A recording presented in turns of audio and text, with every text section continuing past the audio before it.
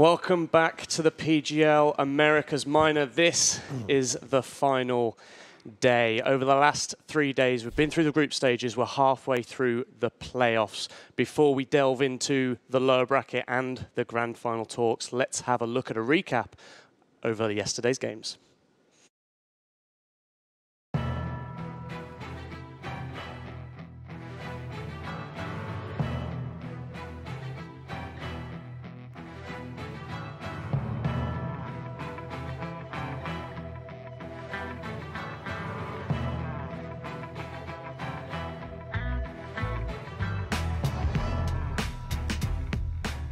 They're going to have a lot of utility here to play the retake situation. I would like to see them just let the bomb go down here. No one give away their life. Showtime, you don't need to do this, buddy, please.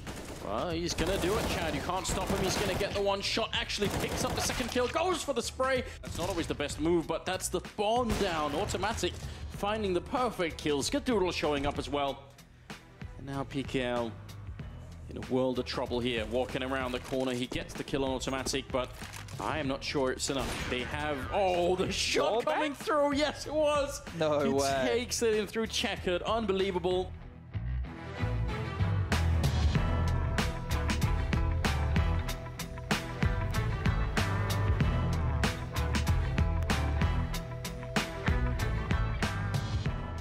Bolts, meanwhile, though, Mike, he's got an M4, and he's going to kill someone with it. He kills Cutler. Kusta, though, and Ethan have made up for it. Excuse me. I was going to say CLG are still finding kills despite going down men early, but KNG's made up for that, rotating back into the AWP. In fact, closes the round himself. Then we'll get Orbs while he's crossing over, and it looks like they will be heading there. So let's watch Bolts and see if he can step up. But we said this was a great position. Kusta will have no idea. Easy kill. Can he find more than one? He gets 3. Amazing round from Bolts here, doing damage all over the place. This could be an ace. Will he do it? He will indeed with the USP. That's fantastic. We said that position was good, and it certainly delivers.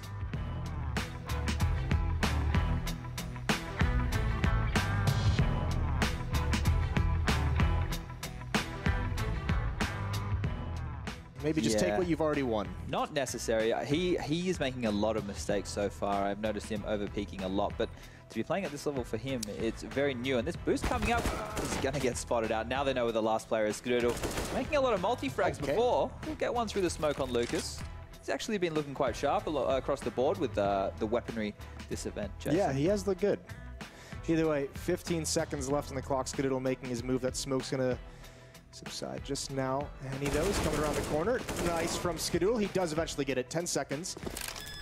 And Bolts is right there. The bomb is being planted, and he's making his move around the back of the bomb train. Skadoodle, this is all on timing now, and he's got it. He's got the aim, and he's going to win it. That is a big play from Skadoodle. The second round on the board for Cloud9. They had Automatic as the float. They had 2 people in that A bomb site. They had 2 people in the B bomb site. You would have had 3 at any site once the attack had come in. I think it's just the underlying issue of Cloud9 seeming very uncomfortable on the CT side. Yeah. And they have to go for a play somewhere, right? Oh, look at this Skadoodle doing his best simple impression with the dropping kill and actually chops the smoke. Lures one out, he gets another. That's 4 kills for Skadoodle. He's tapped the bomb. Is Henny going to push forward? He has plenty of time for this Skadoodle. No, he misses the shot. Now he's going to get on the bomb. I think he's just going to stick it. Henny, he's got a Glock. He's got it. And he can't fight it. The knife coming in, and he's got it. Skadoodle is a hero. What are you doing? This is an FPL. And Cloud9 should be able to seal this one pretty easily. I'm going to get ahead of myself here, and if they don't, then we can. It's always awkward, isn't it, when it's like, oh yeah, this is going to be an easy wrap-up. Is he going to try? No way. Oh, he's got it as well. The flashbang, a lot of money, and he's one of the double uppers, so that's actually pretty big. And now there's a piece of weaponry that can make this dicey. Another flashbang comes out, goes for the peak, he gets a second. But he is surrounded, and he's all alone. One more for KNG. He's got 3, and he's going to get a 4th, and it's down into a 1-on-1. What a heroic round from KNG.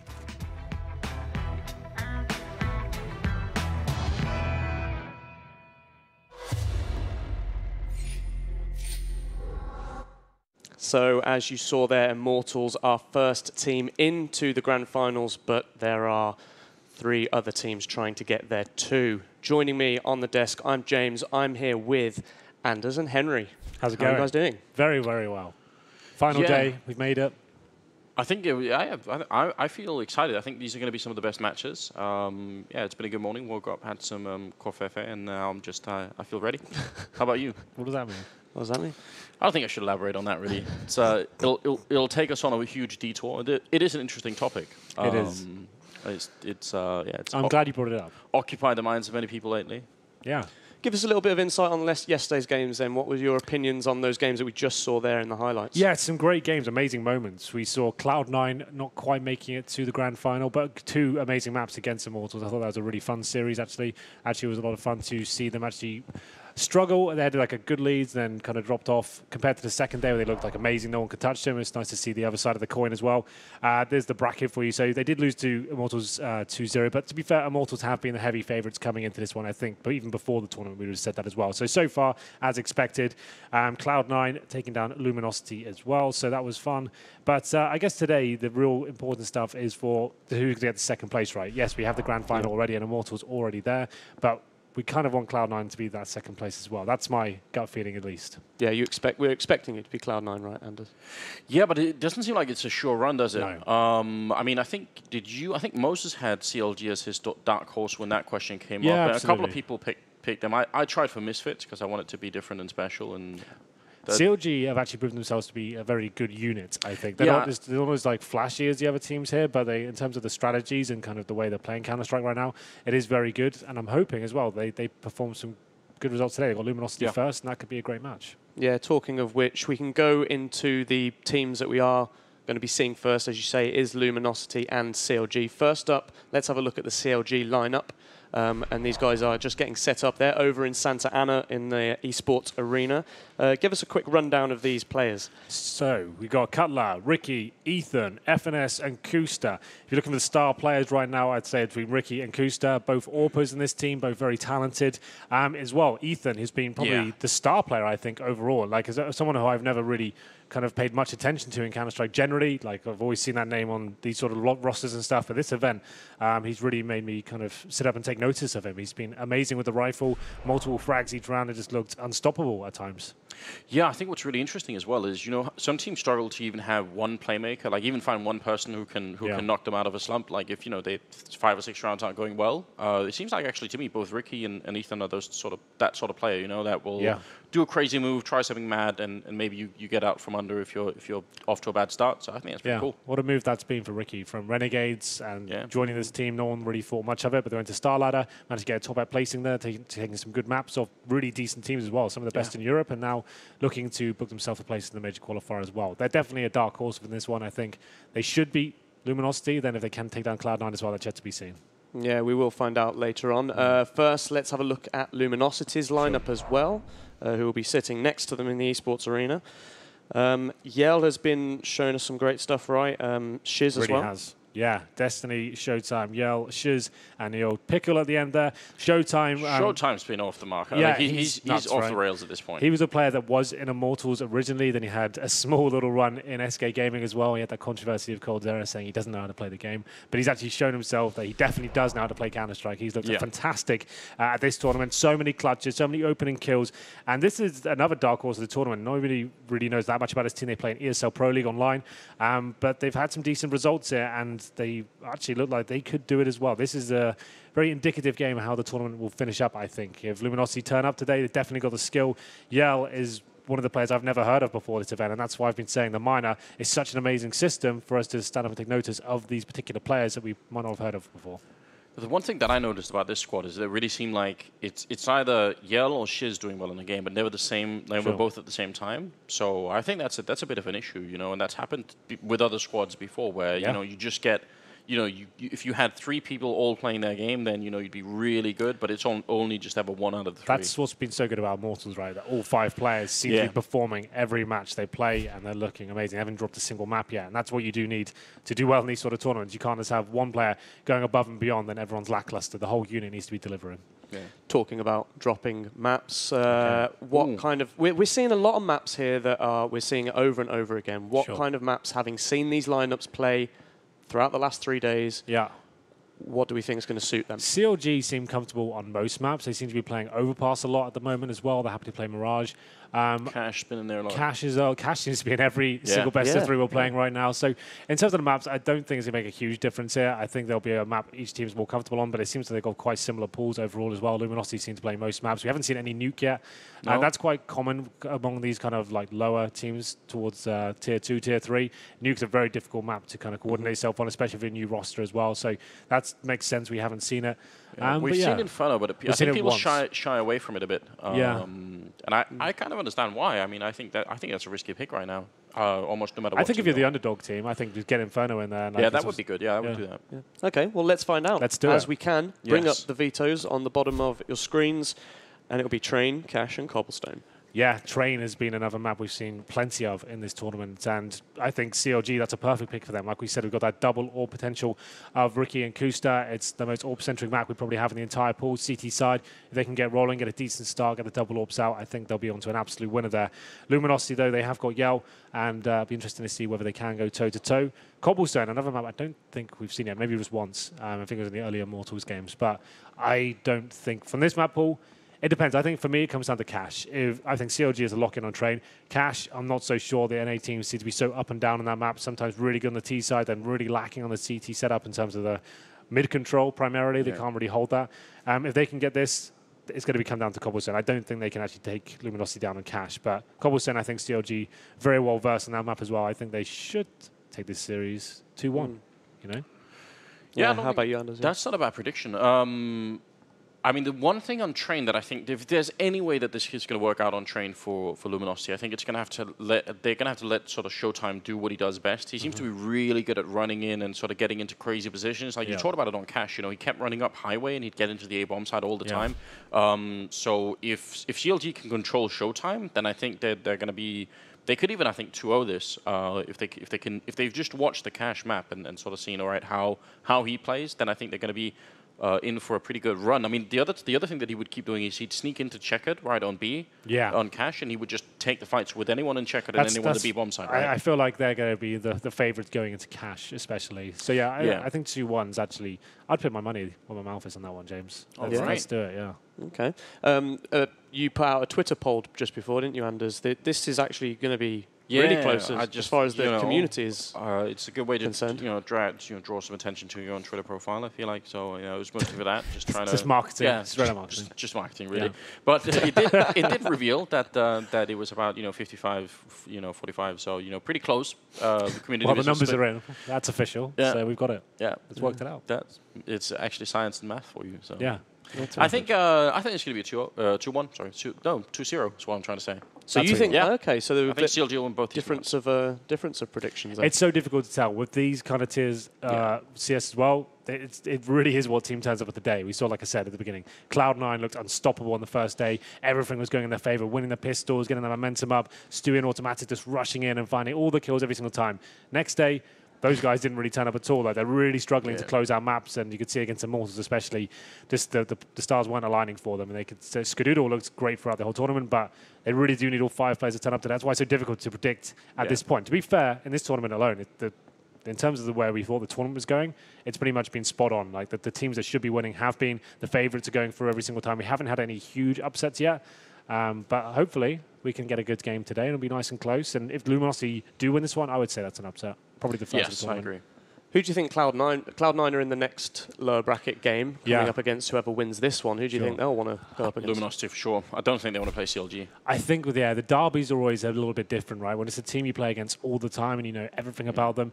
To be fair, they play against Luminosity in Pro League as well, so they do play them a lot. But I think just the whole dynasty that CLG's got with Cloud9 has always been kind of like level pegging. Obviously CLG slightly below, but those players, like I think if you're more comfortable just going up against the Brazilians, knowing that you have more firepower available to you, and there won't be so much in terms of the kind of rivalries going on with the players on the server, Yeah, I agree.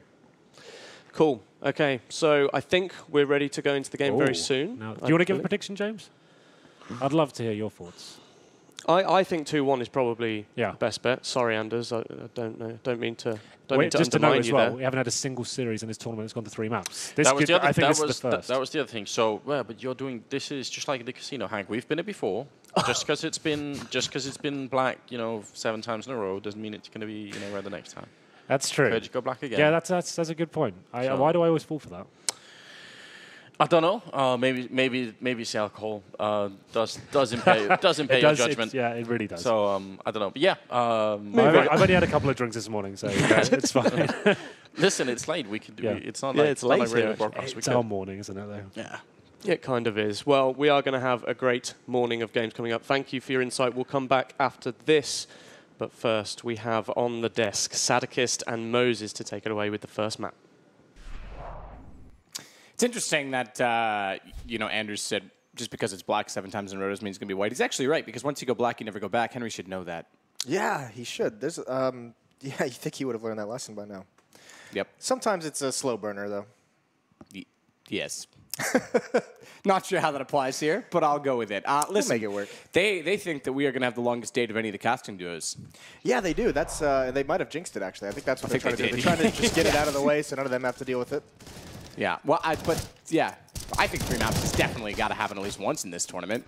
CLG Luminosity could happen. I think the next map, the next best of 3, likely could happen as well if CLG goes through to play Cloud9 again. I think Immortals wins out without losing a map. I'm going to say that. That'd be a really now. cool series if CLG and Cloud9 play each other. I'd really enjoy that. Would you? I would. As your North American?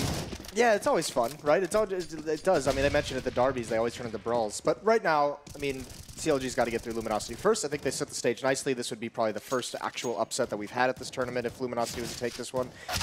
We've seen a lot of cash and train this week, Matthew, and that seems to be a massive trend. Like, I mean, but all these teams in North America kind of, I mean, just don't really have deep map pools. That's been a persistent issue over the years with North American teams.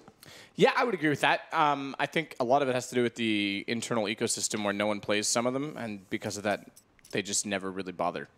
Yeah. If that makes sense. Right, well, because over in Europe, right, you had like North and then Virtus Pro, and then like, you know, SK dabbled with like Nuke when it first came back, and then like everyone was like, all right, well, if teams are going to be willing to be playing Nuke, we have to put some time into it. Don't have that in NA. Oh, okay. Okay, so It's this is the an actual formality. map, Yeah, so remember by the config. It's just tradition at this point. They're like, we just have to have one. It's so that because it's best of 3, obviously they pick their sides. One team picks map, the other team picks sides. But because of the config, they have to actually run through the knife rounds. So it just doesn't even matter that they kill each other. It is kind of cool that I just have that tradition. Yeah, it's fine with me. I'm okay with it. I want taser rounds. I said that, by the way, at the very beginning, and everyone called me crazy. And I thought, well, I mean, all right, fine. Some script that allows it to like reload in like 2 seconds. Yeah, so do you remember the like very first show match that ever happened in CS:GO when it was like North America versus Europe and like Warden and stuff played? I forget what it was. It was at one of the events. Gamescom maybe like 2011. Oh, when like Lurpus played and like something like that. K-Sharp, I think it was. Yeah, I think that's right. Ages ago. They did a taser round. Did they? Yeah, and I was like, man, that's pretty cool. I know it's not traditional, but it's kind of funny and it's a good time. So I went to a charity event, the first LAN I ever casted, and I was like, for some reason they like made me the admin. They tried to make me run everything. I was like, guys, I'm not doing that. I'm here to talk. But I was like, we should do taser rounds, and everyone yelled at me and told me I was an idiot. And it was at that point that you never became an admin ever again. Ever again. That's kind of your shtick, isn't it? Is, you know, if you're asked to do a job, you do it so poorly the first time around that you never get asked again. Unless it's a job I like, in which case I do it so beautifully that I set the standards. Yes, raising the bar. Well, are going live now finally. We've stuck on 20 for quite a bit. But pistol round here. CLG on the T side, obviously. You could see LG is going to be on the CT side. Yeah, and this is all about, I mean, this is for elimination map. So these teams just cannot come out slow. No, and CLG had that habit yesterday, unfortunately, that they were quite slow off the gate. They did have a really, really good T side on this map, though, from what we saw yesterday. They had, so the tweet from Cutler was actually that it didn't matter if they started CT or T, it was the second halves that caused them problems. They just couldn't close out games. So that could be true again today. Yeah, but there have been some dicey situations with their defensive setups. They'll have to worry about that. But either way, this is a pretty decent start. EL's down to 14, but it looks like they're trying to bait him in. And yeah, they check it, but it's a good kill for Shiz, and Cutler trades it off. EL's still very low, but no more pressure coming from Ivy, and Destiny has spotted that out. Meanwhile, a push at the inner bomb site. Showtime all the way above ladder. He's getting a lot of information right now. Kusta, I think, wants to go on this. does He's he not know? silly. Oh, that's a heck of a shot. That's kicking the balls. FNS goes down. I thought Kusta was going to try and go back to catch him out, but now he certainly will because he's aware that the Showtime shot was quite spectacular, but again, caught up. He has no idea that Kusta's pushed up the ladder, takes him down. I don't know why you don't fall back in that position if you're Showtime. You get that one kill, just fall all the way back, because now, look, you're forced to rotate. So, I mean, just dying there and keeping up that aggression has spread out this defense. Now there has to be a player to keep their eyes on the B bomb site. If he had fallen back, he could have played, deeper at that upper in those box halls, could have just spotted, and that allows to have 3 players outside. So now your defense starts to get a little bit thin in places. Yeah, with 14 HP as well. It's not only thin, it's weak. Yell's in good position. Kusta's going to run right by him. No idea that he's there. He's tagged Ricky as well through the edge of the wall. So Yell's done a tremendous job considering how weak he was. But Destiny's been tagged as well. They've got a crossfire set for Cutler. He can still find headshots. He's got one, bait the other in. I thought for a second he had it, but PKL's going to win it. Hey, it's Pickle. He's back. Yeah, he's here in a big way. Yeah, that's really nice. Team Ace for Luminosity as well. They managed that pretty nicely. I mean, not clearing that corner. It's hard to make that call sometimes in that late round situation, but either way. 14 HP for the majority of that round as well for who was that, Yell? Yep. And then the crossfire in set up help position? Yeah, and then the crossfires just get set up perfectly. Baits him into Pickle. 1-0. Are we really going to just call him Pickle? Yeah, I think so. Okay. I think, yeah, that kind of turns me on if we call him Pickle, actually. Let's do that. Well, Ricky again with the dig. We had this on pistol round, which is a little curious, but this is why he has it now. Nice 1 dig onto Destiny. That's a good find.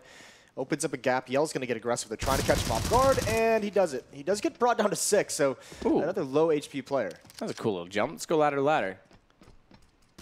Not that it was relevant in any way. No. But it was fun to watch. Yeah, quite nice. 6 HP. He has to back off.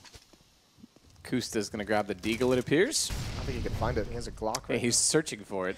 It is important to note, he did the full save so he could have the AWP. Ethan's going to get punished playing with smoke. And yeah, these long range with this M4 can do damage. FNS. Cheeky. Run in. You're going to re-peek me. Goes all the way back down the hall, but no one does. I've got the inner bomb site held off. PKL again going to take down Cutler, so he's holding off well with the M4 from range. And the SMGs continue to build up a little bit of cash. Yell's had low HP in 2 rounds and managed to find kills from the hell position both times. Yeah, something that they're going to have to be aware of moving forward. This is a nice shot, but I mean, there was no real plan to capitalize on a pick here from Ricky. I mean, everything else after this was just an individual fight as CLG tried to push down the lanes. I mean, the Deagle's still dueling at long range from Cutler and team mid against an M4. And just no real opportunity to swarm that bomb site, overrun the defense in any way. So 2-0, this time it is going to be a full save from everyone. Ricky did pick up a P250. We'll see what he can do with that.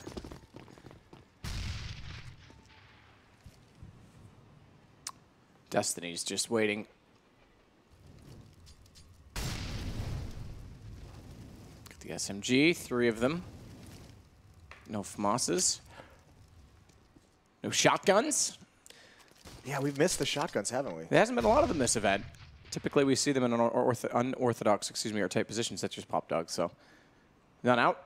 Showtime, though, does throw a nade up. Doesn't do damage, but it was well-intended and just barely off the mark there. Are in from the upper position. He's going to wrap around. Finds only 1 kill, though. It's PKL that continues to step up. Swings back out, takes down FNS, and PKL is building his scoreline. He's up to 3 kills in this particular round. Ooh! That's pretty good from Ricky. He's certainly got the accuracy, nice. And yeah, you were very. That was a nice noise you made. Yeah, that was good, wasn't it? Yeah. I didn't know I could make that noise. Ooh.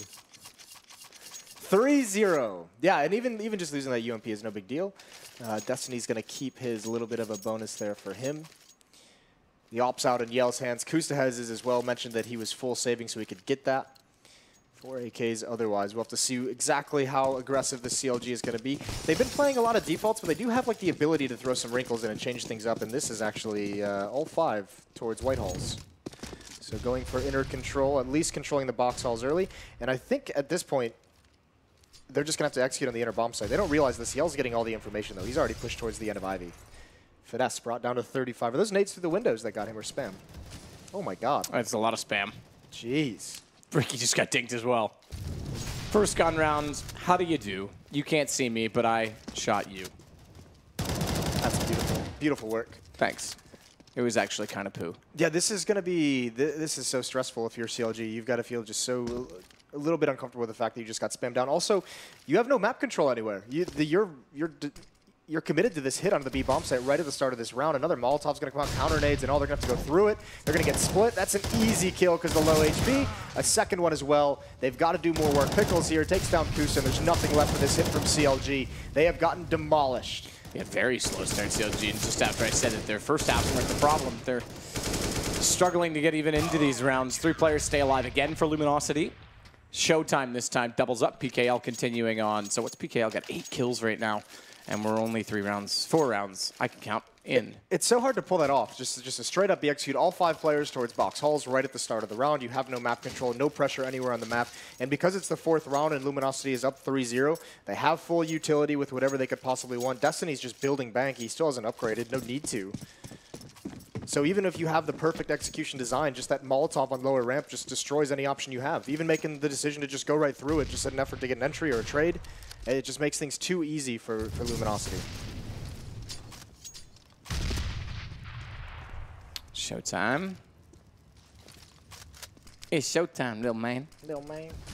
Well, here they are down the ramp. Into the B-bomb site. Ethan cannot hold the flank, though.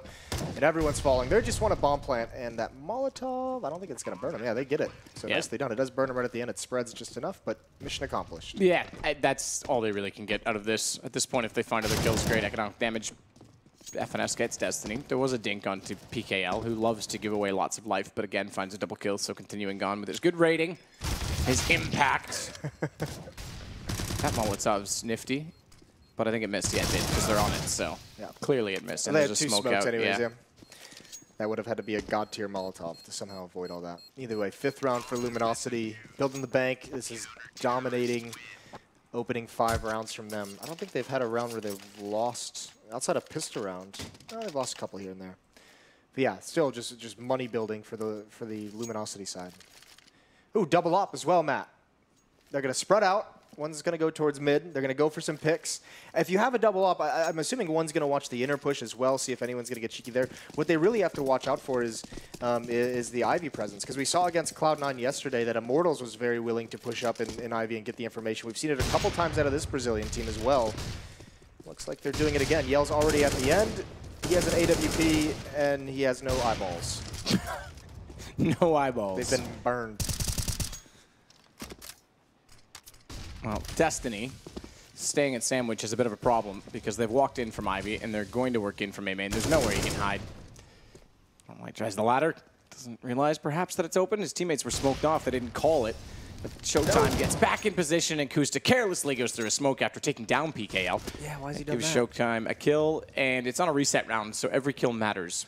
Well, yeah, and obviously if you invest in the double op, that's so expensive. You want to get that second op back, right? We've seen a lot of double op T-sides this weekend. Yeah. Between Immortals and CLG. They're both running it frequently. Showtime might grab the op as well. Thank you very much. Yeah, and that's the other thing. Like, you don't want to give that weapon. You don't want to have this opportunity for him to get another pick and even save that gun. So you can see they're hunting him down. They're doing it slowly. They know he's over here, so they're just boxing him in, essentially. But this could be costly. That pop flash. Showtime avoids it. Misses the shot, though. Yeah, I don't think he survives now. He's trying.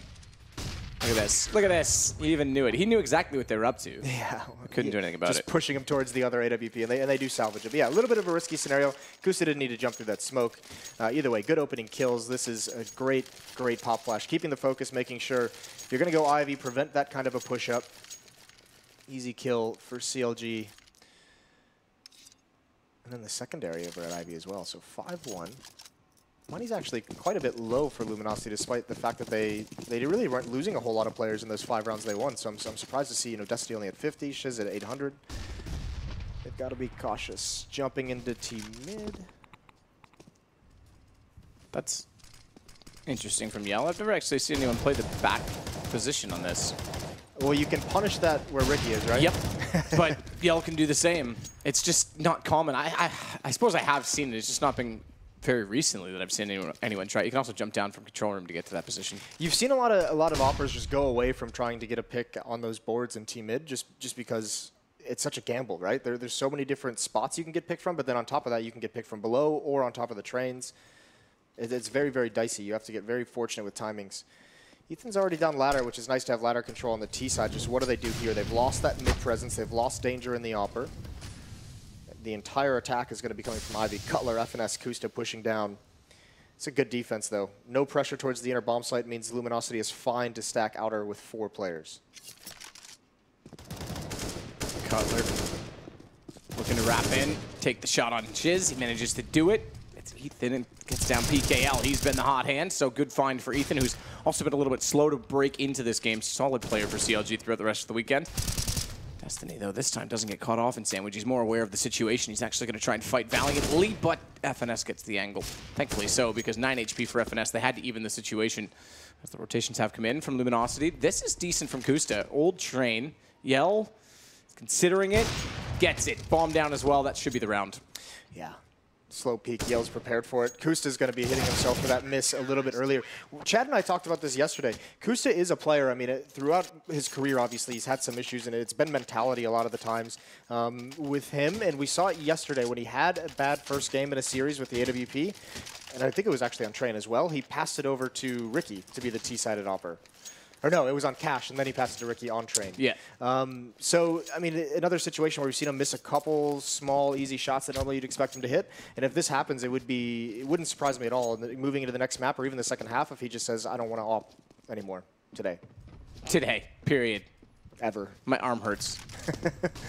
Yell, good flash in from his teammate from lower as well. That's quite good. Yeah, that's really nice. I think Luminosity tried to pull off that very same play yesterday, and that actually it didn't work. Was it PKL or was it Showtime that threw that? I didn't see. I'm assuming it's Showtime as the other player inside. But So Yell was there early, or PKL was there early, so I'm not sure. They rotated it back. Either way, sweet flash. Yeah, pretty sick. Well, here's the other option. Boost up, try and get a pick out this window. Don't think you're going to see too much. Teams are usually pretty good about avoiding damage from this position. And the smoke's going to clear. We actually saw a cooler one as well where you actually throw that smoke a little bit deeper and pick that way. They're about to get blocked off. Again, there's the opportunity, but Ethan's not an opper. He falls to Destiny. Destiny indeed goes well again from Sandwich. Self-boost onto Ticket as well from the AWP player Yell. And this is another very individual round from CLG, not any kind of execution whatsoever. They're just getting picked apart at the moment by LG. You know, group up at some point, but you allow Kusa to go for a pick, he gets dropped. I mean, fair play, you lose that duel. Ethan then gets time to go for a chance, and then it's just Ricky walking down alone towards Ivy. There's no set plan of how to put any of these players into a better position to find a pick, and you could see the results. 7-1, this might be timeout territory. Ooh, and it is. Wow, you're so good. Did you know? I did not know. How would I know? Yeah, you're not in the server or anything. I'm not. All right, we're gonna go TV. Damn it, didn't work. I was trying to throw you under the bus. Yeah, why are you doing that? myself under the bus. It's fine. Reinvent the wheel to run myself over. Either way, I think what happens now is the round that CLG won, right? They went towards Ivy very quickly, and they got fortunate that there was some aggression in Ivy. They got 2 quick kills that way early on in the round. I think you need to have a little bit more of that aggression. I think they're allowing LG too much comfort to set up in these defensive positionings. The ops aren't being effective, so I think you have to kind of go away from that. You could still have 1 op. I would stay away from the 2 op setup, but I would go for some kind of execution towards that outer bomb site. The issue is you haven't really found anywhere on the map that you're having consistent success. You know, even if you're down 7-1, but you've been getting like the kill out mid or the kill in Ivy, you can work with that, but there's really nothing for CLG to go on. This is just where you just call and execute. Set up a default, fall into it, hit the bomb site. Ethan gonna walk directly under all the spam. Everyone else has jumped down the stairwell. 7-1. CLG's getting battered and bruised. Are we really gonna go 3 maps, guys? Huh? Desk? Sorry, can't hear you. Yeah, you don't have your mics on, but that's not the point. PKL gets 2 kills, looks for the 3rd, the 4th as well. I'm counting like blue, but he might get an ace. As Cutler's flirting with trying to walk in, but doesn't want to give up anything else. Destiny goes around instead. He should close it out. So it won't be the ace, but it's 8-1. I should have chased it down. You get a pair of Yeezys if you get an ace. Do you really? Yeah. Damn, son. You can get ugly, overpriced shoes. 8-1 now. What is the switch up for CLG, Matt? They've been getting destroyed in this game so far. Very little success coming out. Ethan, one of the players we talk about needing to have high impact. He's kind of where Rush was, in my opinion, just last year. Needs to be that 3rd player for this squad. He's only got 1 kill. 4 on Ricky and Kusta, who have been the biggest heavy hitters on this team. 4 on Cutler as well. Not a lot of production from the CLG side. 4-man push towards Ivy. 1 down ladder. That's going to be FNS.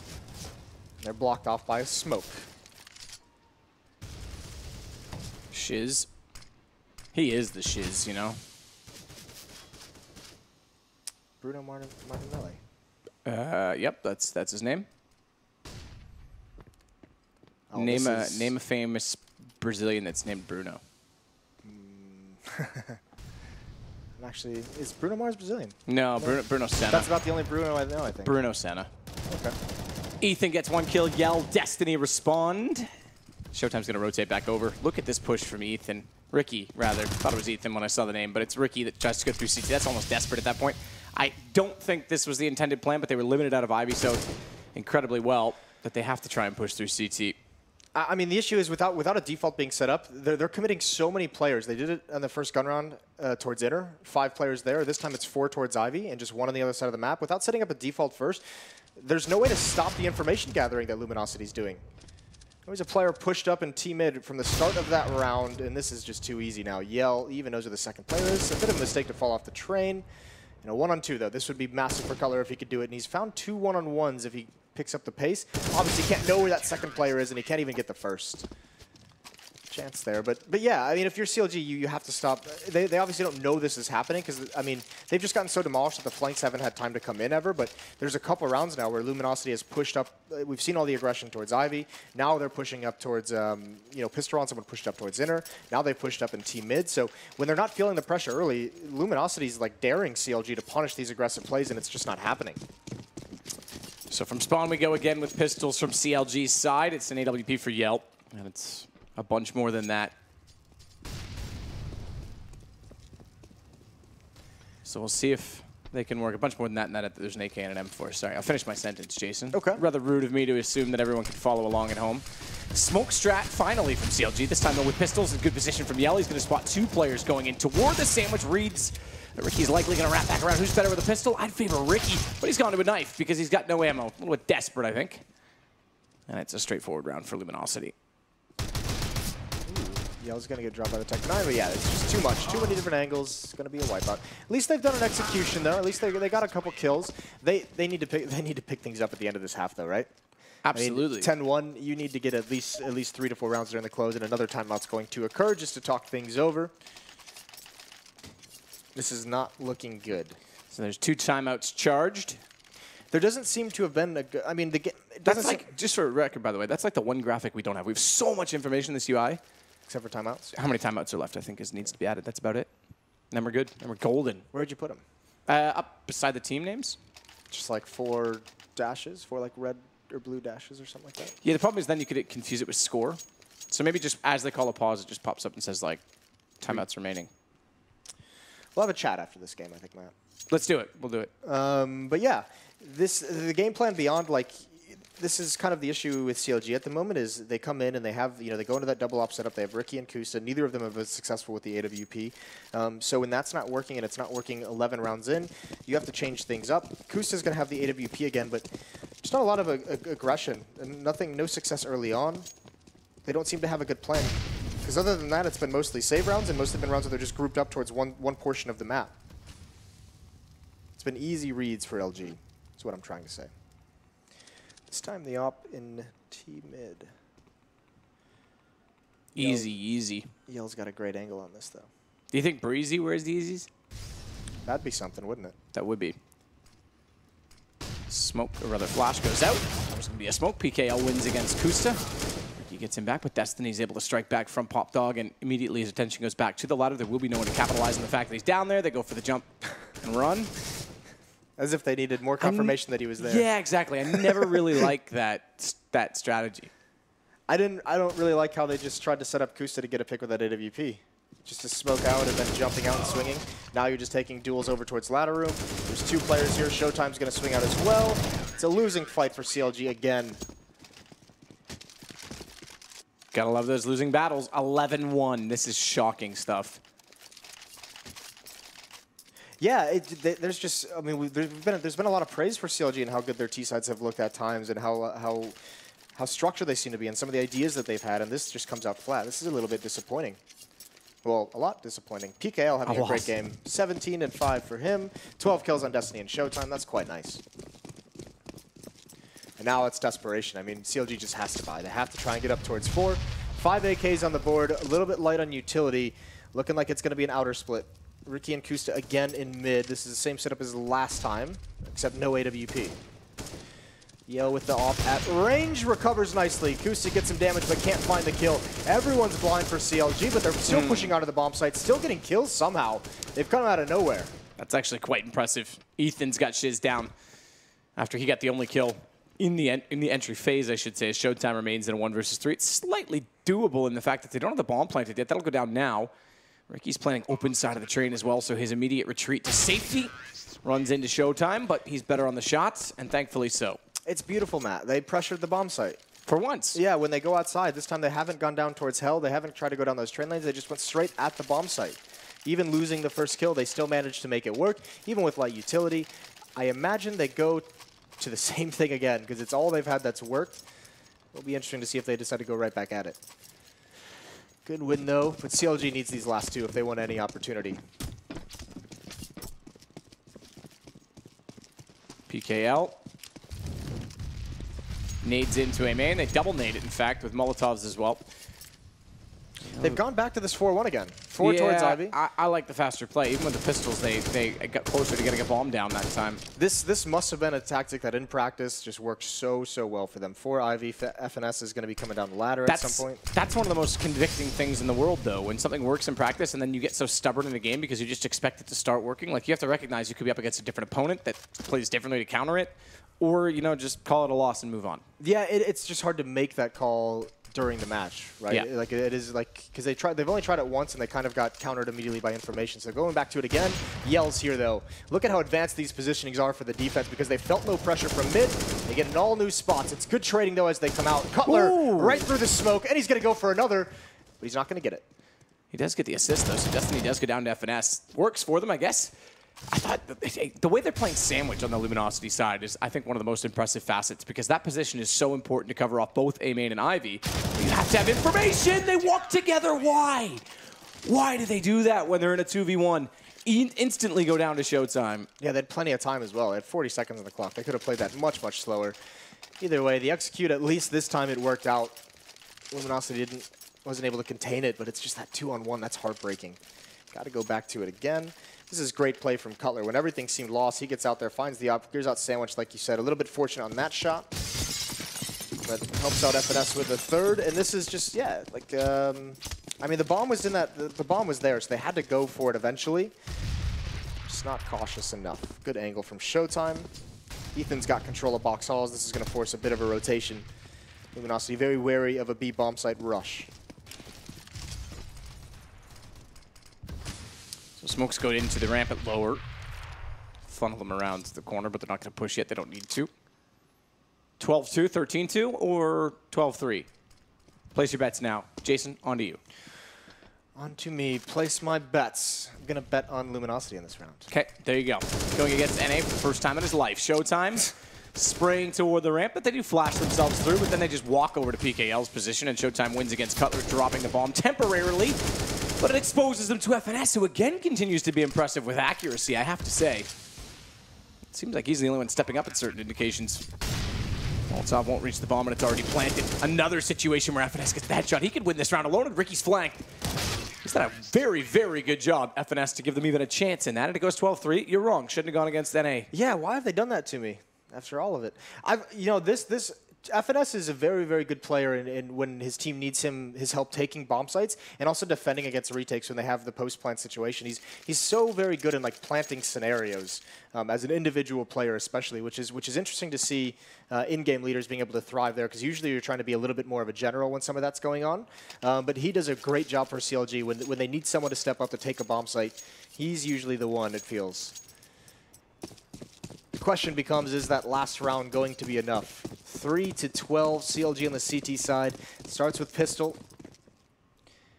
And LG going to go heavy, at least for now, in the box halls towards the inner bomb site. Not going to go down ladder. They're just going to come right down. Ethan is the only one here.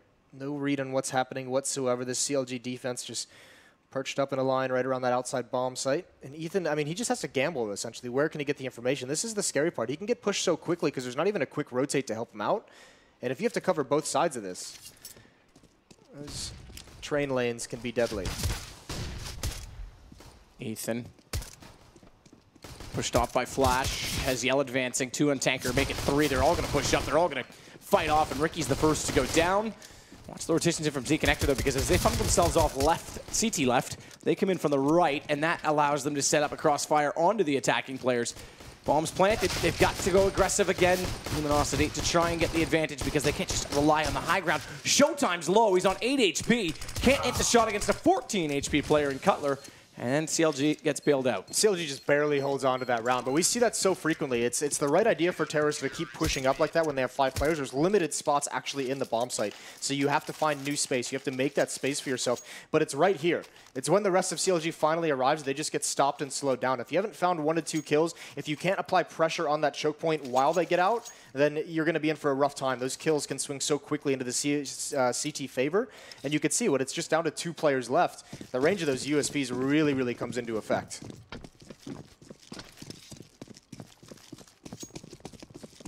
Well, pistols only for Lumi, but they've got lots of time.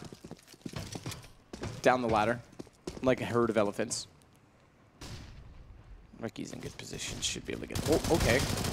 I was going to say a headshot or 2 from there. Gets 2 kills, 1 headshot, make it now a 3rd. When he stood up and got the pipes in his face, everyone loves a good pipe in the face, especially Henry. Wasn't sure he was going to be able to see them.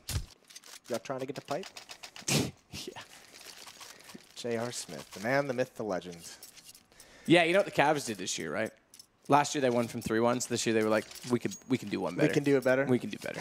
The ref's helping him out a little bit, I think. Oh, okay. All right. Conspiracy theory at its finest. Yeah.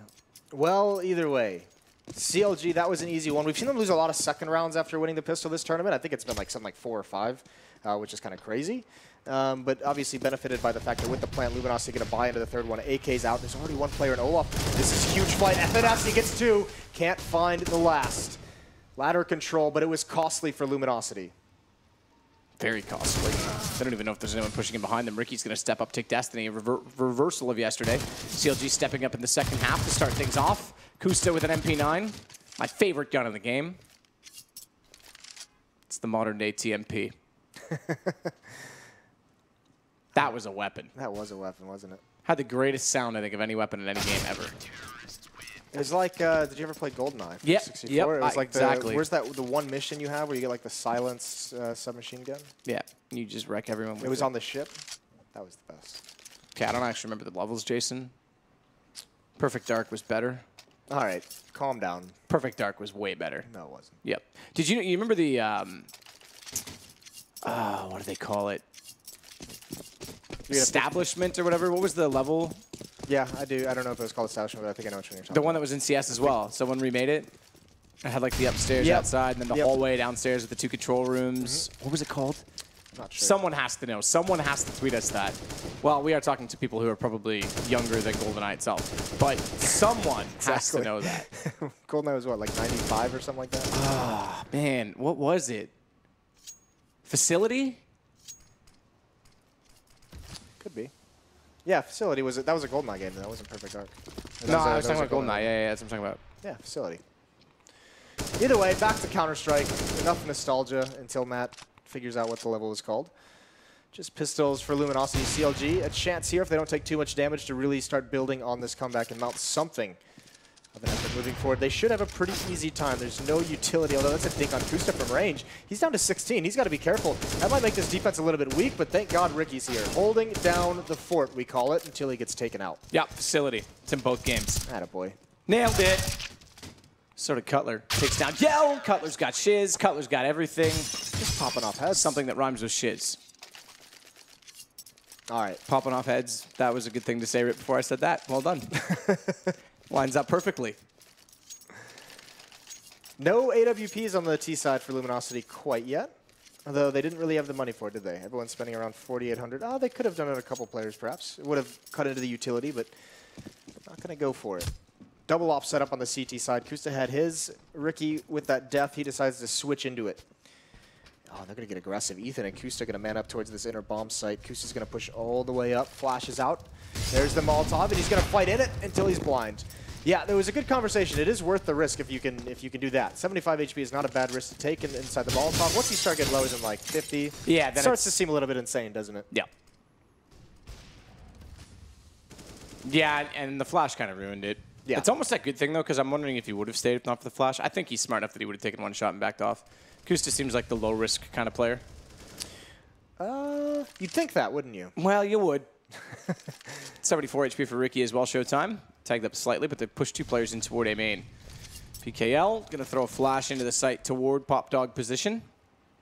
This is a very, very forward and aggressive defense. Obviously, it's all on finesse and color because there's some pressure over towards Ivy, and Ricky's got to watch that with an AWP. If he misses a shot, he can get swarmed. He can get taken over easily. You can see here, when this execute comes in, the avenue of T-mid is going to be closed. Luminosity's going to have to fight for every inch. All they've got is flashbang. Smoke, Molotov towards Ivy. That's pretty standard. Destiny going to crawl around the corner, but Finesse is ready. Very, very quick shot. Now it's Pickle's turn. He's going to get dropped as well. That's the bomb. That could be the round. Could be, but Ricky's going to try and confirm it a little bit quicker with his AWP. Drops down. Showtime's directly in front of him. Showtime is dead. CLG continuing to waltz with this half. This will now make, hang on, let me do the math. 5 in a row. Well, did it. Don't do too much math because this is dicey. 10 seconds left. Yeah, that kill might secure it. Yeah. Sorry, let me do the maths. Maths. As Henry would say. Well, Yells is just going to grab that AWP and try and save it. That's not a bad idea to find. And actually, I mean, this was what, a 5-on-2. So to get it down to just 2 players on the CLG side is quite nice, actually. A little bit of a silver lining, a little bit of a consolation prize for the Luminosity guys. Tough part is, yes, Yell has an AWP. He's got no money, though. $850, and we're going to see a timeout called on the Brazilian side. CT side's dominant today, Matthew. Yeah, CT side's very dominant today on Train. AWP for Yell that's brought over from the last round. 4 surrounded or not? That's the question, obviously, on this big timeout. And, I mean, it's kind of, I mean, what CLG's not going back to the double op this round. They go for 4 M4s. So Ricky switches away from that after just 1 round of investment. They did lose it over to Yells. Maybe that puts a sour taste in his mouth. Actually, it's going to be a buy-up this round for Luminosity, even without the plant. So UMP on Pickle, he's going to have full utility. Shiz still to buy up, but Showtime's got the AK. The op is going to help out with that. Destiny, yeah, AK and armor. Big round here for LG. Nades over the top, smokes, namely. Haven't seen the old decoy fake nades. NIP-esque. Natsu used to talk about those. Not to. What a legend. He's here next week. Yeah, he I will think. be here next. Yeah, he is here next week, isn't he? I'm not sure, actually. He did the Asian. I don't know if he's doing. Natsu, let me know. You're probably still awake watching. You nerd. I don't think Love Natsu ya. sleeps. He's probably awake watching the Formula 1 Grand Prix. A lot of people watching that. Yeah, well, it's still in warm-up right now. So not a lot of people watching it yet. Kusta's got an angle towards inside with the AWP, just peering up lower ramp, and he hasn't seen anyone, which allows CLG to have this 4-man defense outside. And this is a little bit more of a contained defense from the CLG side, a little bit more passive. 2 players on the bomb train. Ethan is up top, and FNS just passively watching Ivy. That could actually be a very dangerous position. If FNS is watching it this passively and they're able to swing on the bomb train, the defense can collapse quickly, but LG's not putting any members there. In fact, Showtime's just completely backing off of it. When does the execute come in? Ethan's rotating, but doesn't have to. Kusta hasn't seen anyone. Maybe just a preemptive call. Smokes out. Ricky blinded at the right time for Destiny to enter. He knows he's gone to the E-box, so he's trying to find the alternate angle to take him down. Low HP for Destiny. 1, just a fraction. Oh, a single percent. That's not enough to get the bomb in position as Ricky snaps back out. Another round looking to go CLG's way. As PGL and Yell have to pull it back, and what a snap from Ricky to get both players. Ricky's a manly man. That's a sick round from him. The timing on that Molotov towards ladder is really what does the damage for CLG. As soon as the execute comes in, Molotov goes out, Destiny runs through, it takes a little bit of damage, but the rest of his teammates couldn't get out, and they have nothing to flush Ricky away from this position. Because they're caught in ladder room for so long, that timing gets thrown off between when Showtime is peaking and when they're actually approaching the bomb train. So they can't double up, they can't trade off Ricky, and he's able to have a stellar round. The comeback is on. 9-12 back to Tech 9's pistol armor for the Luminosity side of things. CLG giving us quite a show. Weird thing is, I was thinking in my head, like, we always see the 11-11 scoreline, Henry and I, and I was like, that might be possible. And then I was like, why do I feel that way? Well, we didn't quite get there, but we're still getting the comeback. Smoke's down again. Luminosity going for the same strategy, and a perfect counter from Cutler. And he's going to have Ethan to support it. Bomb's going to try now desperately to get back over to B instead. Good shot, Kusta. A second as well. This is just beating their head off a wall at this point from Luminosity. And that's actually super nice. That's what you need as an Opera. Just a couple confident shots in there. Easy kills. No real pressure on Kusta. He knocks all three of them down in quick succession.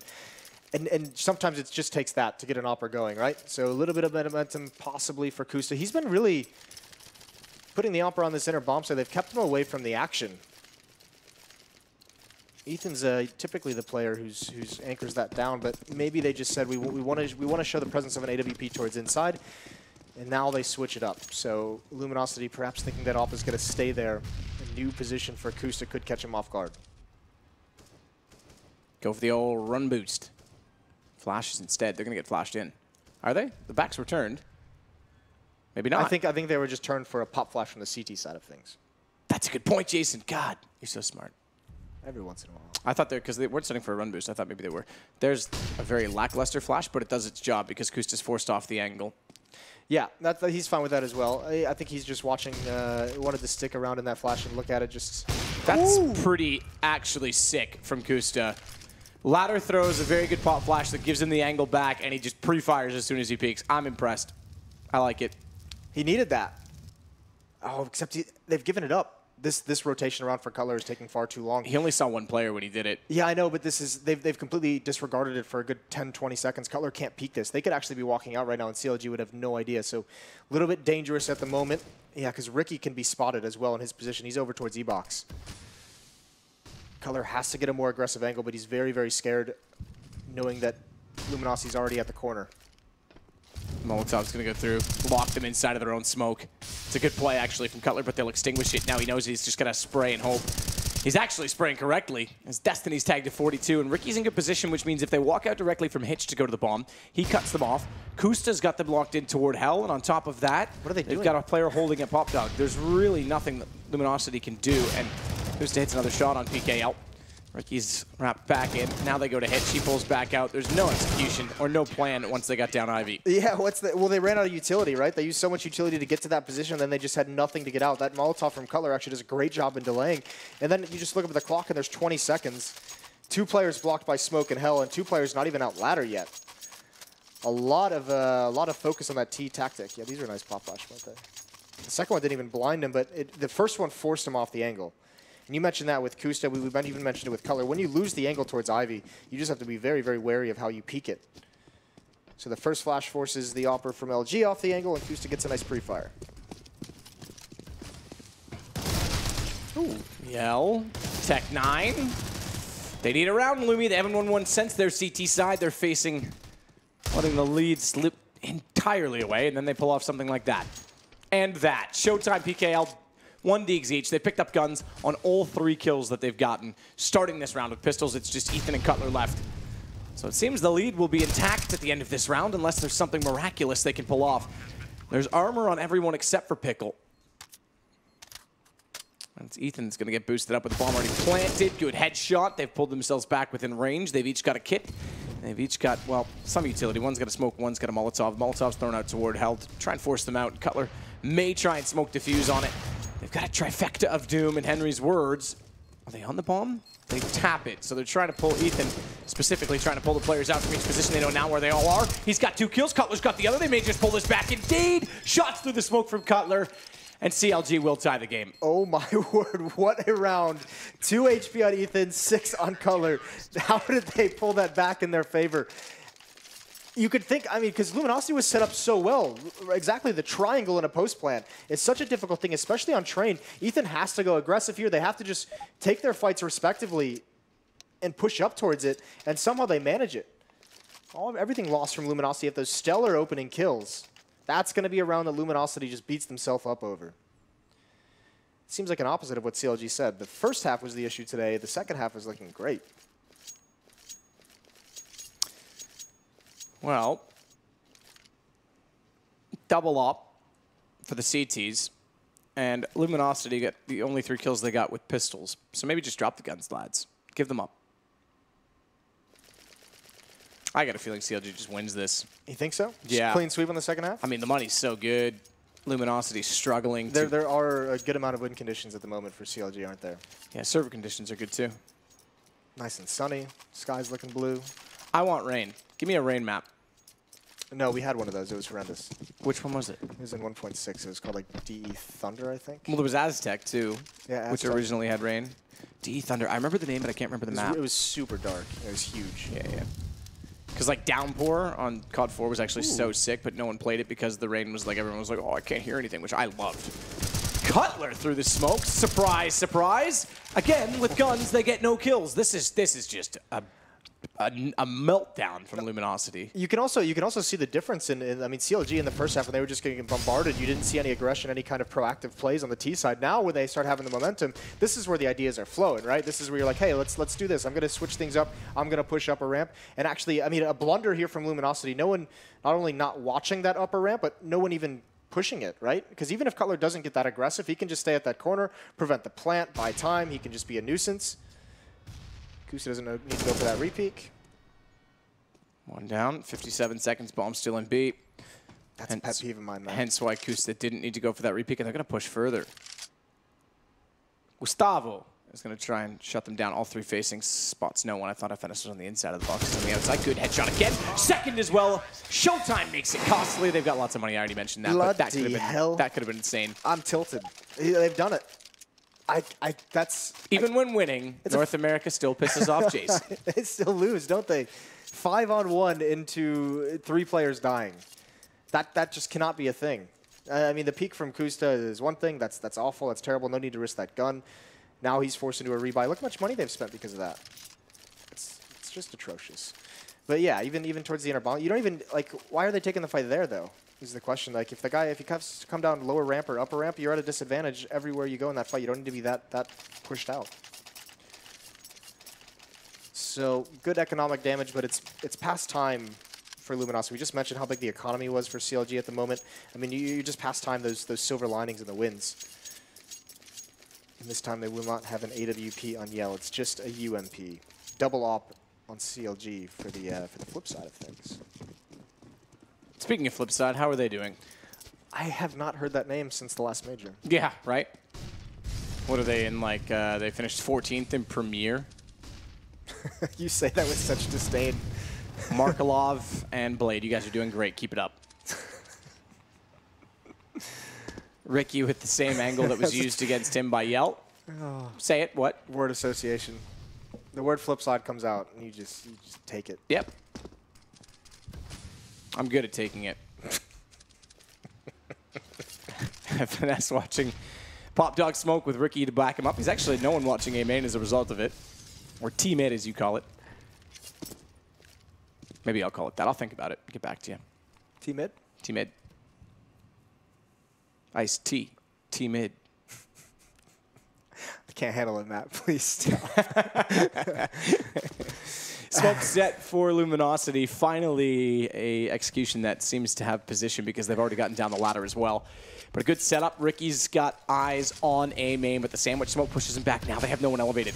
Typically, they've gone for a boost on the site when this happens. They're going to try it again. They're going to get above, but they're a little bit late. Bombs inside of the smoke, and FNS does get the kill on Shiz. So same play to counter, and I'm surprised no one's got their crosshair fixed atop the bomb train every single round for Luminosity when they try that.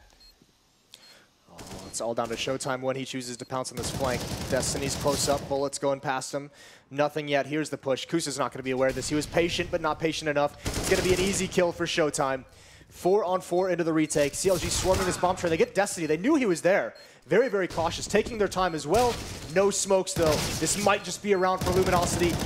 Trying to pull it back. Very little time left, though. Ricky's just got to stick this at a certain point.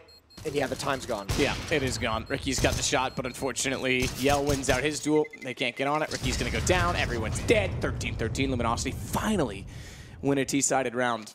And that time, again, they did go for the boost late, but they didn't have the forward positions from CLG, so they actually got map control ultimately for free. Yeah, I mean, that's a nice hold from Pickle there. Yeah, that flank from Showtime down Ivy was really, really nice. Really, really well timed. A good feeling for it. And yeah, I mean, even Luminosity had someone kind of from ladder room and looked watching for that boost. Just I think he just missed, to be quite honest. Which you really don't like to see that. Either way, the first T round on the board for LG. They've finally done it. They've got to do more, though. The money's still very, very strong for the CLG side of things. 3,000 to 4,000 on most of their players. And Kusa with his advanced position. He's there. They've got doubled up in ladder room. That's quite strong. Great presence outside for CLG.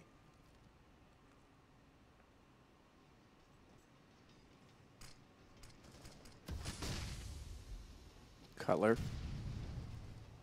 Inside of Pop Dog this time means they can't get that 3-2 by default. Long rotation for FNS to give up Ivy, which means they have to consider it.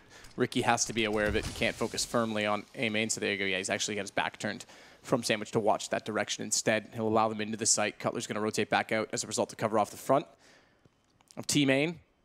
T main, little man. All right, so adjustment in the defense. They've got a couple crossfire set up. Shiz's position known above ladder as well. Kusta hasn't had to move just yet from inside. LG really, really running down the clock. No real presence. They have gotten to the end of Ivy, so that's good progress made there. And Ricky could just be isolated. FNS, spam comes through, they jump through it, he gets one, can't transfer over to the other. Showtime's got a route into the back of the bomb site. How does CLG handle this? I think he actually did not Dink, but tag Showtime with one bullet there. Rather, because that would have been impressive from FNS. Snap that quickly if he hit both, but double push finally works for them. Still a man down. Showtime's flashed off. That buys a bit of space for Ricky. Again, though, he's aware they're on both sides of him, and yet he makes it work. CLG going to win this round as well. That's going to be a reset for Luminosity. A very, very bitter reset as well. Yeah, great job by Ricky. Chad's going to be one proud Australian back in the green room watching that. I mean, just in that position as well, you have to be aggressive to a certain degree because you know you can get pushed on from both angles. So you can see he gets this kill. There's one on top of the train later on in this, and then there's one coming Ivy, right? So he gets aggressive on the Ivy guy, pushes down, makes sure that peek, makes sure that fight happens, and then is able to swing around. But if he just sits there and waits, you just are so disadvantaged when the T's choose to make the fight happen. Another pause for the Luminosity side. It's looking dire. They have almost no money. Dollar bills, y'all. Ain't got none. They got nothing. What's the song about not having money? I'm sure there's millions. I just can't think of them because I'm ballin'. I feel like it's mostly country music. Which oh, that's a good point. You know what happens when you play a country song backwards? Nope. You get your wife back, your truck starts running again, the dog comes home. It's pretty good. Yeah, I don't listen to country music, Matt. Do you? Taylor Swift, but she's not really country anymore. Yeah, it doesn't count. Romeo, take me somewhere we can be alone. Unfortunately, in like a small town of Eastern Canada, you get a lot of country music at parties. So yeah, I accept it when I'm in social drinking. You kind of have to, don't you? Yeah, it's all right. I have some friends who enjoy the country music. I'm the boy that kicked the O out of country. Kusta's going to wait. Bottom of the ramp at B, a WP. Should be a straightforward round, but last time they had pistols, they did get 3 kills and make it look very awkward from the start. It took a clutch to get back into it. This is the first time that CLG is going to be challenged with Kusta in this position with the AWP. That's nicely done. He's brought down very low. Molotov comes in. But yeah, that's the first. He's been in that position a couple times, and he's never spotted anyone when he's just holding that angle with the AWP. This is really the first time. So now we're seeing kind of the response to it. Kusta falls all the way back with that AWP, relocates, especially because he's been brought down. Ethan's going to get close up. And does LG want to take that small map control victory and execute upon it? And it looks like they do. They have 4 players here. Can be a pretty quick rotate, though. Ricky's at bomb train, and Cutler is in heaven.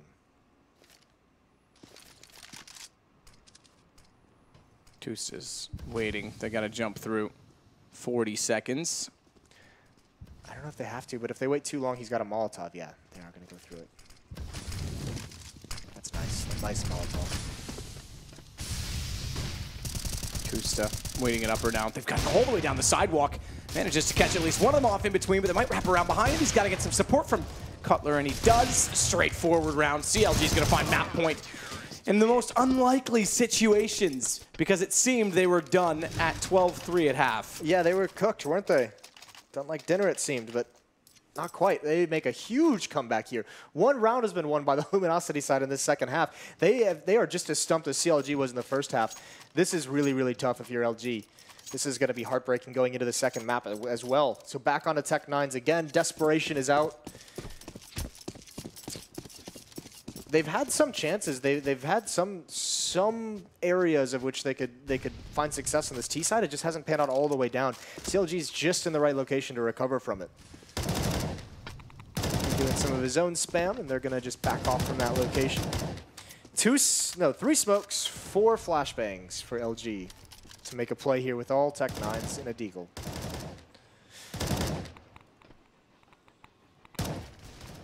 There's Kusta once again getting pressured back. This time, though, the rotation isn't as quick. It's Ricky instead of Ethan who's the one to follow up with this. Oh. And instead of sticking around towards inner, LG is going to force Kusta back and then fall back to ladder.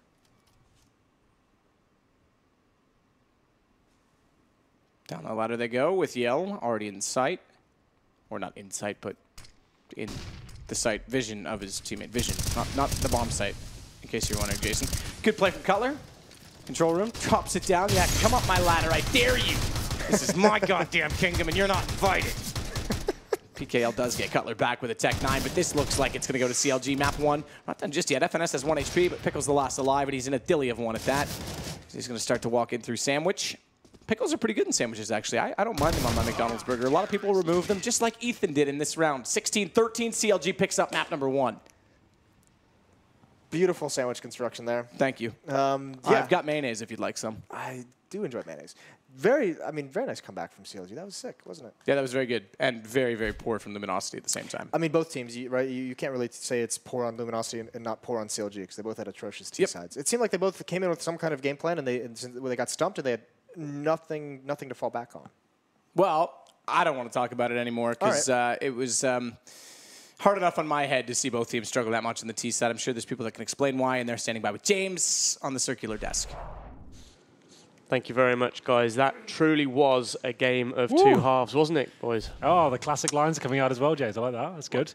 Yeah. Game 2 halves. Yeah. Yeah, that's what we call the full reverse sweep. That's crazy, right? Yeah. 12-3 down, coming back and just completely wrecking on the second half. What was going on the T sides there? Unbelievable. It seemed like CLG on their T side, they was getting overwhelmed by the Brazilian aggressive play on the CT side of train, which is quite common these days.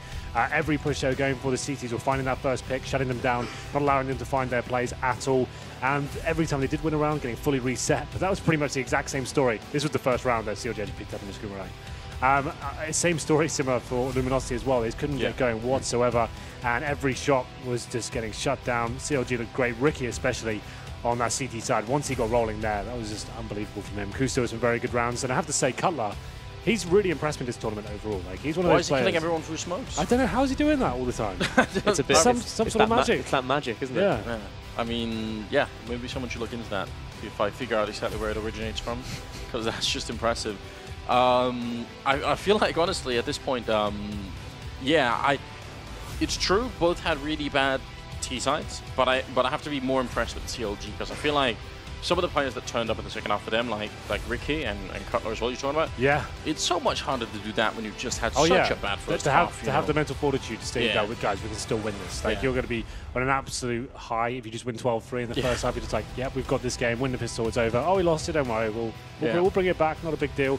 And then it all starts crumbling. And I have to say, we pointed out Ethan going into this one, saying like he's going to be the star and carry them. He didn't turn up whatsoever. They still managed to get through this game. You can see Ricky, every highlight seems to be around him. There's another nice famous clip from there. And I mean, this goes into the thing that I was talking about with playmakers, right? Because I think Train is one of those maps where, you know, you've got so many different combination strats that you can run. Like, even on just one bomb side, like on the A bomb side, makes a huge difference if you go, you know, 3 Ivy, 1 main, 1 pop, or 3 main, 1 Ivy, 1 pop. You can do all sorts of weird configurations if you want. You spend all day shuffling about. But once you run through most of them and you feel like really none of them work, there comes a point where you just say, well, what is going to work now? And I feel like that's when you need someone like Ethan or Ricky to say, you know what?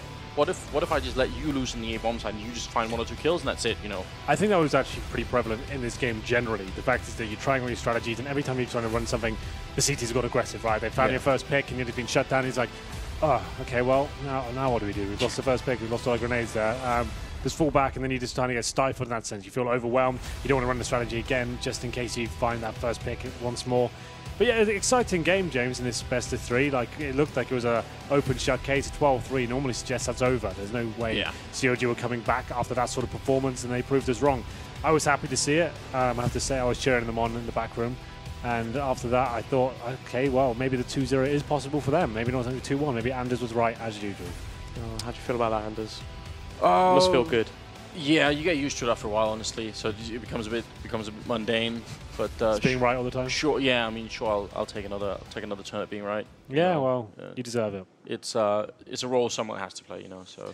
So who do we think then could come out on top? You think it could be Ricky? Could be the Mummy MVP of the match? Yeah. Mummy's little soldier. This might be the first time that you are